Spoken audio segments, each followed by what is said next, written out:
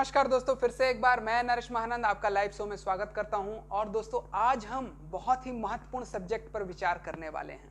आज जो विचार करने वाला जो विषय है हमारा, वो है कि आज बहुत ज़्यादा जो यंग जनरेशन में हैं, यानी कि लड़के हो गए या लड़कियां हो गई, या मसीह परिवार हो गया, या मसीह पत्नी या पत्नी हो गई, या मसीही बच्चे हो गए, आज सबसे ज़्यादा टैटू का जो है आचरण है सारे संसार में। तो बाइबिल, क्या हमें बाइबिल जो है एक मसीही परिवार में उनके बच्चों या पति पत्नी या फिर किसी को भी टैटू बनाने का अधिकार दिया जाता है?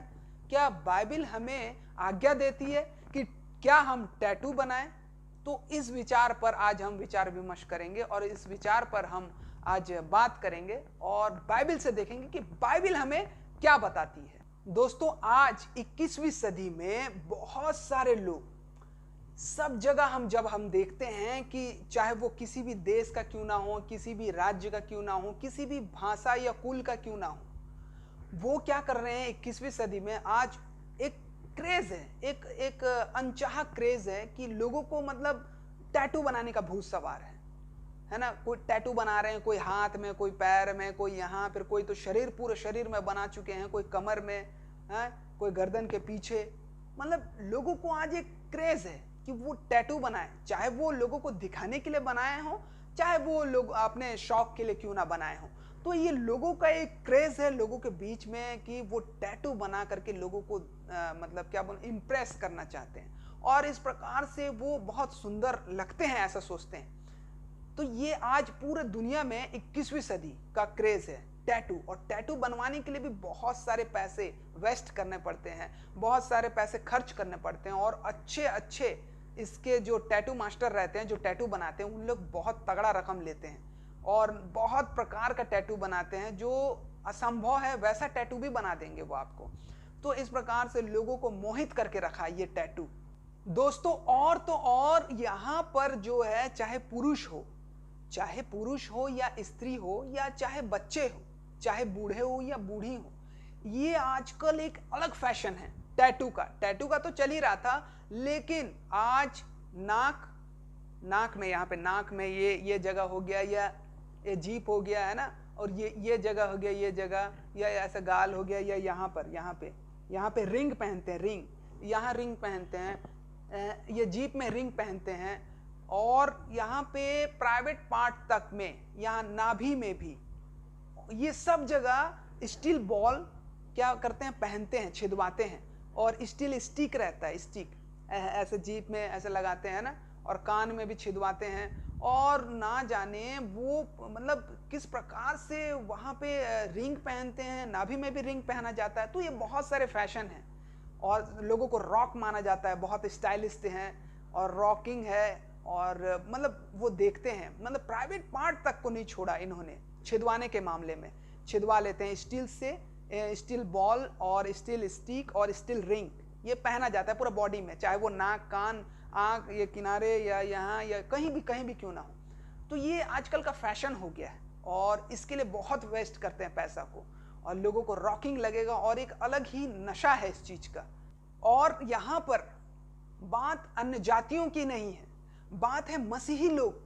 यानी कि आज बहुत सारे लोग इस चीज के पीछे क्रेज तो हैं, पागल तो हैं, और मसीही लोग भी इस चीज के पीछे पागल हैं।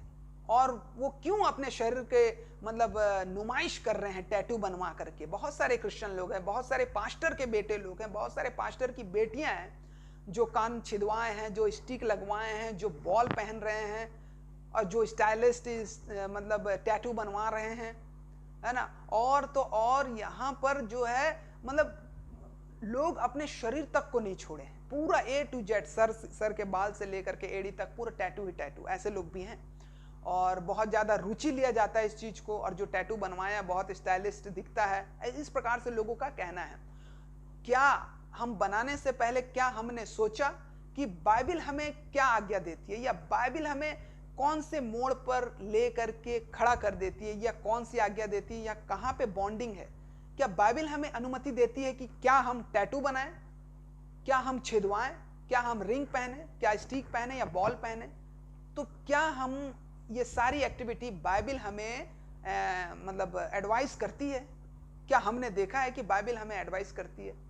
तो लय व्यवस्था 19 का 28, अगर हम बाइबल से देखते हैं लय व्यवस्था 19 का 28 में क्या लिखा है। पुराने नियम की हम बात करते हैं। पुराने नियम में कुछ लिखा हुआ है जो व्यवस्था यहूदियों को दिया गया था। ठीक है, तो यहाँ पे क्या लिखा हुआ है, आइए हम यहाँ पे पढ़ते हैं। लय व्यवस्था 19 का 28 में बहुत ही छोटा वचन है।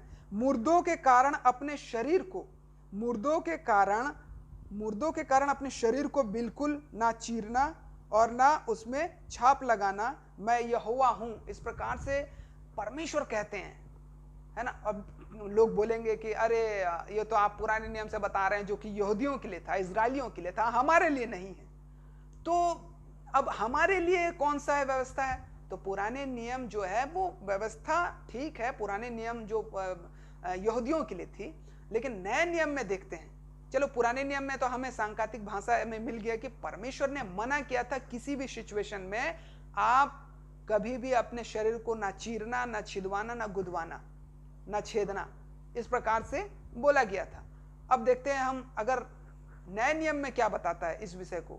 लेकिन नए नियम में जाने से पहले मैं आपसे एक बात बोलूंगा कि सबसे पहले तो हमको ये चीज को देखना है कि ये चीज को समझना है कि परमेश्वर हमसे क्या चाहता है, परमेश्वर का इच्छा हमारे ऊपर क्या है और क्यों महत्वपूर्ण है परमेश्वर की इच्छा हमारे जीवन के लिए, और परमेश्वर हमसे क्या चाहता है, इस विषय को हम पहले समझें। ठीक है, तो आइए हम रोमियो निकालेंगे।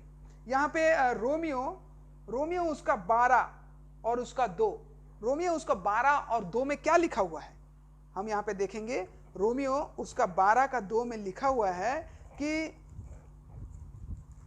यहां लिखा है कि इस संसार के सदृश से ना बनो। परमेश्वर की इच्छा है, परमेश्वर की इच्छा है कि मनुष्य जाति जो है, जो प्रभु यीशु मसीह के नाम से उद्धार पा चुका है, जो उस अनंत जीवन के लिए चुना गया है, जो मसीह में दुख उठाने के लिए चुना गया है, जो चर्च के सदस्य हैं, जो कलीसिया है, जो झुंड है, बचाए हुए कलीसिया है, वो उनसे चाहते हैं, परमेश्वर चाहते हैं उनसे, इस संसार के सदृश्य ना बनो, परंतु तुम्हारे मन के नए हो जाने से तुम्हारा चाल चलन भी बदलता जाए, जिससे तुम परमेश्वर की भली और भावती और सिद्ध इच्छा अनुभव से मालूम करते रहो। देखिए यहां पे एक बात है कि अगर आप इस संसार के सदृश से नहीं बनते हैं तो आप प्रभु यीशु मसीह के हैं, और अगर आप बदल चुके हैं तो इसमें क्या है कि आपके साथ क्या होगा कि आप तुम्हारा चाल चलन भी बदलता जाए। तो चाल चलन बदलेगा, हम संसार के अकॉर्डिंग नहीं चलेंगे बल्कि जीसस क्राइस्ट के अकॉर्डिंग चलेंगे, या अकॉर्डिंग टू बाइबल के अनुसार चलेंगे हम। ठीक है, और उसके बाद जो है यहाँ पे बोल रहा है कि और सिद्ध इच्छा अनुभव से मालूम करते लो। देखो परमेश्वर की भली, देखो जिसमें तुम परमेश्वर की भली और भावती और सिद्ध इच्छा अनुभव से मालूम करते रहो, यानी कि परमेश्वर की इच्छा, सिद्ध इच्छा जो है, भली और भावती से मालूम करते रहो, समझते रहो, सीखते रहो कि परमेश्वर की इच्छा क्या है। यह जानना बहुत इंपॉर्टेंट है। तो प्रभु की इच्छा यह है कि संसार के सदृश हमें नहीं बनना है। ठीक है, तो और भी देखते हैं हम। पहला यूहन्ना उसका यहाँ पे हम पढ़ते हैं 2 अध्याय का 15 और 16 पद में। यहाँ पे क्या लिखा है? 2 अध्याय का 15-16 पद में यहाँ पे लिखा हुआ है, तुम ना तो संसार से हो और ना संसार में की वस्तुओं से प्रेम रखो। देखिए आपको जवाब मिल रहा है कि टैटू बनाना है कि नहीं बनाना है। ठीक है, और ये टैटू जो है आत्मिकता को झलकाती नहीं बल्कि बर्बाद करती है। ये आजकल के शैतान का मौज मस्ती और हर एक प्रकार के फैशन और रॉकिंग को झलकाती है, बल्कि आत्मिकता को बर्बाद करती है। तो यहाँ पे लिखा, तुम ना तो संसार से और ना संसार में की वस्तुओं से प्रेम रखो। पहली बात, यदि कोई संसार से प्रेम रखता है तो उसमें पिता का प्रेम नहीं है। अगर आप सांसारिक काम करते हैं, टैटू बनवाते हैं, तो आप परमेश्वर के प्रेम से वंचित है। परमेश्वर का प्रेम नहीं है आपके अंदर, क्योंकि जो कुछ संसार में है, अर्थात शरीर की अभिलाषा और आंखों की अभिलाषा और जीविका का घमंड, वह पिता की ओर से नहीं परंतु संसार की ओर से है। ठीक है, संसार और उसकी अभिलाषाएं दोनों मिटते जाते हैं, पर जो परमेश्वर की इच्छा पर चलता है वह सदा बना रहेगा। इस बात को आप गौर करें। उसी प्रकार से हम कुलुस्सियों 2 भी निकालेंगे। कुलुस्सियों 2 उसका 20, यहाँ पे देखते हैं कुलुस्सियों 2 उसका 20 में लिखा हुआ है, जबकि तुम संसार के साथ आदि शिक्षा की ओर से मर गए हो। संसार के साथ क्या हुए हो? आदि शिक्षा की ओर से मर गए हो, खत्म हो गए हो, नष्ट हो गए हो। तो फिर क्यों उनके समान जो संसार के हैं जीवन बिताते हो? तुम ऐसी विधियों के वश में क्यों रहते हो? तो ये सारे चीज को जो है सांसारिक रीति से जो चलते हैं, हमें उसको क्या करना है? डिस्ट्रॉय करना है, उससे अलग रहना है। और मैं आपको ये बात बता दूं दोस्तों कि जो संसार के कार्यों को अपनाता है, ये संसार की क्रियाओं को अपनाता है, बनाता है, वो क्या करता है? समझ जाइए कि आपने संसार के क्रिया यानी कि टैटू को बनवाया, ठीक है, आप सांसारिकता को अपनाए हैं, ठीक है। यहाँ पे पहला कुरिन्थियों, यहाँ पे हम फिर से देखते हैं, यहाँ पे पहला कुरिन्थियों उसका 12 और 14, पहला कुरिन्थियों दूसरा अध्याय उसका 12 पद को और 14 पद को हम यहाँ पे देखते हैं। यहाँ पे लिखा हुआ है, परंतु हमने संसार की आत्मा नहीं, परंतु वह आत्मा पाया है जो परमेश्वर की ओर से है, कि हम उन बातों को जाने जो परमेश्वर ने हमें दी है। तो परमेश्वर की आत्मा को जब पाया है तो परमेश्वर की बातों को जाने, ना कि संसार की बातों को। चलिए हम 14 को पढ़ते हैं यहाँ पे। परंतु शारीरिक मनुष्य परमेश्वर के आत्मा की बातें ग्रहण नहीं करता। परमेश्वर जिसे चुनता है वो शारीरिक नहीं होता, वो आत्मिक होता है, लेकिन जब वो शारीरिक बातों को चुनता है तो वो परमेश्वर से अलग हो जाता है। तो यहां लिखा है, परंतु शारीरिक मनुष्य जो संसार की चिंता करते हैं, संसार के रीति रिवाजों को, संसार के शान और शौकत को, उसकी अभिलाषाओं को पूरा करने की कोशिश करते हैं, ऐसे लोगों को सांसारिक बोला गया है। परंतु सांसारिक मनुष्य परमेश्वर के आत्मा की बातें ग्रहण नहीं करता, क्योंकि वे उसकी दृष्टि में मूर्खता की बातें हैं। संसार की बातें जो हैं एक मसीह जीवन में मूर्खता की बातें हैं, इसलिए वो ग्रहण नहीं करता और ना ही करना चाहिए, ठीक है। और ना वो उन्हें जान सकता है, क्योंकि उनकी जांच आत्मिक रीति से होती है।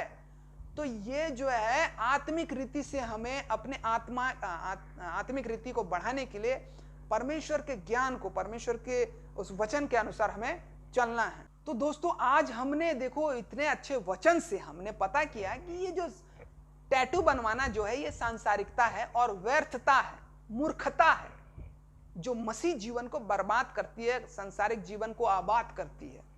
और इससे जो है आपका जो मतलब आचरण है, वो कैरेक्टर जो है वो खराब होता है। और इससे आप लोगों को क्या शिक्षा दे सकते हैं? समझ जाइए आपने टैटू बनाया है ना, और वो प्रचार करने जा रहे हैं आप, या किसी महिला को या किसी भाई को सिखा रहे हैं, तो यही वचन जब निकल गया तो यही वचन के द्वारा वो आपका न्याय करेंगे और बोलेंगे कि अरे टैटू तो आपने बनाया है, संसार के संसारिकता को ग्रहण किया है, जो संसार को अच्छा लगता है ना वही आप कर रहे हैं, यानी कि संसारिकता को आप अपग्रेड करने अपने ऊपर एक्सेप्ट कर रहे हैं। तो इस चीज से दूर रहें। अब बोलेंगे मैं तो यीशु मसीह का नाम खुदवाया हूं, मैं तो क्रॉस बनाया हूं, मैं तो ऐसा किया हूं, मैं तो फलाना ढिमका किया हूं, मैं वचन लिखा हूं। देखिए अगर आपको वचन लिखना है या क्रॉस बनाना है तो अपने मन में, अपने दिल में परमेश्वर के वचन को ग्रहण करके और उसके आज्ञा का पालन करके, उसके साथ ईमानदारी से चल करके आप परमेश्वर के वचन को लिख सकते हैं अपने हृदय रूपी पटिया पर। यह सबसे बड़ी बात है। तो टैटू बनाना मना है, सांसारिकता को ग्रहण नहीं करना है, संसार की बातों से हमें दूर रहना है और परमेश्वर के बातों को फॉलो करना है। तो दोस्तों आज जो हमारा सब्जेक्ट था वो था कि हम टैटू बनाएं या ना बनाएं, या जो बना लिए हैं, जो बना भी लिए हैं वो परमेश्वर से माफी मांग सकते हैं या टैटू को मिटा भी सकते हैं। आजकल बहुत सारा आधुनिक तकनीकी से आप टैटू को हटा सकते हैं, मिटा सकते हैं, बहुत ईजिली हो गया आजकल। और ये भी है कि अगर मतलब जो टैटू बनाया है तो आप उसको इस बात को बता सकते हैं कि टैटू नहीं बनाना है और मिटाना है हमें, है ना। और जितने लोग ने ये मतलब कर्म कर चुका है वो परमेश्वर से माफी मांग सकते हैं और फिर से एक बार परमेश्वर के सम्मुख आ सकते हैं। तो दोस्तों इसी प्रकार से हम नए नए वीडियो के साथ आपके पास आते रहेंगे। आप हमारे चैनल को सब्सक्राइब करें और शेयर करें, लाइक करें और कमेंट भी करें। और दोस्तों हमारा एक लाइफ ऑफ फाउंडेशन एनजीओ है छोटा सा, आप उसमें डोनेशन भी कर सकते हैं। पर मंथ का आप 10 रुपया से डोनेशन शुरू कर सकते हैं और इस प्रकार से आप हमारा मदद कर सकते हैं। क्योंकि प्रभु यीशु मसीह ने कहा था, जब मैं भूखा था, मैं नंगा था, मैं प्यासा था, क्या तुमने मेरी सुधि ली? जब मैं बंदी गृह में था, मैं जेल खाने में पड़ा हुआ था, या फिर मैं बीमार पड़ा हुआ था, क्या तुमने मेरी सुधि ली? तो इस प्रकार से हमने इसी वचन के द्वारा इस एनजीओ का ओपनिंग किया है और ऐसे लोगों की हम मदद करते हैं।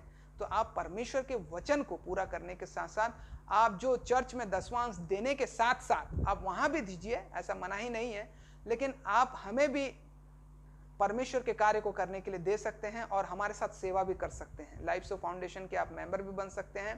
तो इसी प्रकार से हमारा फिर से मुलाकात होगा और नए नए वीडियो के साथ हम हाजिर हुआ करेंगे। तब तक के लिए हम आपसे अलविदा लेना चाहेंगे। परमेश्वर आप सभी को आशीष दे। नमस्कार, गुड बाय।